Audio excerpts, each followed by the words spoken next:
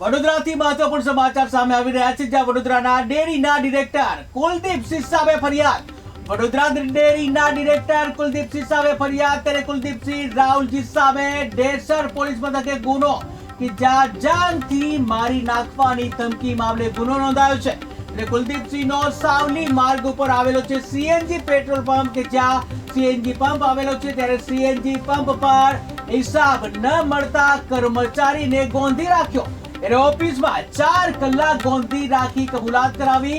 ત્યારે જબરજસ્તી ધાક ધમકી આપી સ્ટેમ્પ પર લીધું લખાણ. જ્યાં ગત વિધાનસભાની ચૂંટણીમાં કોંગ્રેસમાંથી લડી ચૂક્યા છે ચૂંટણી, કે જ્યાં ચૂંટણી હારી જતા પુનઃ ભાજપમાં જોડાયા હતા. ત્યારે લોકસભા ચૂંટણીમાં ડભોઈના પ્રભારી તરીકે પણ ચાર્જ હતો.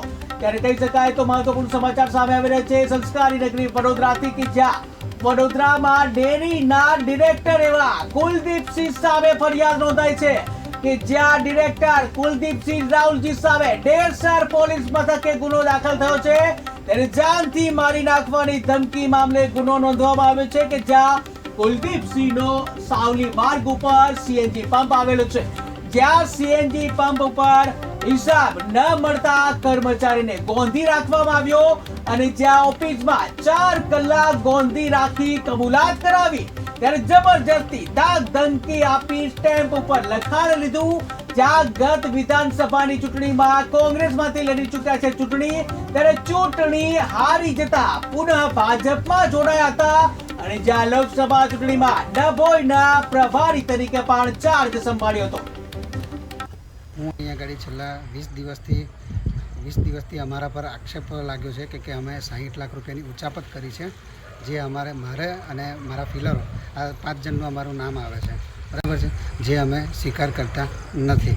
અને આ લોકો અમને બળજબરીથી સ્વીકાર કરવા તૈયારી કરાવે છે કે તમે ઉચાપત કરી છે અને એનો પૂરો આક્ષેપ અમારા ઉપર લગાડવા માગે છે. આ લોકો શેની ઉચાપત છે ને કોણ આક્ષેપ કરે છે?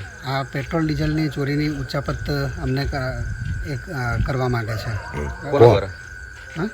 કોના દ્વારા આક્ષેપ કરવામાં? આ કુલદીપસિંહ રાહુલજી દ્વારા મને કરવામાં આવે છે.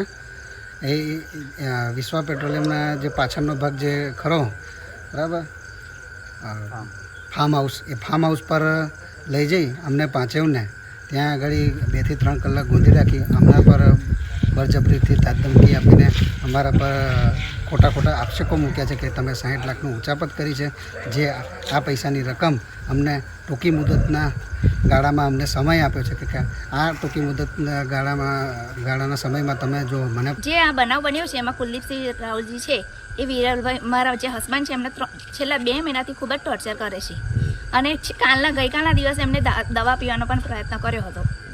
પણ ગામના લોકો બધા ભેગા થઈને પછી એમને કીધું કે કશું થાય નહીં અને જ્યાં જો પૈસા 59 લાખ નહીં ચૂકવે તો અમારી જમીન પણ જે 2 વીઘા છે એ મને લખી આપો દસ્તાવેજ કરીને. આવી ધમકીઓ અમને ખૂબ જ આપે છે અને 1.5 મહિનાથી અમને એટલું બધું ટોર્ચર કરે છે કે એના પપ્પા ખૂબ જ ડિપ્રેશનમાં આવી ગયા.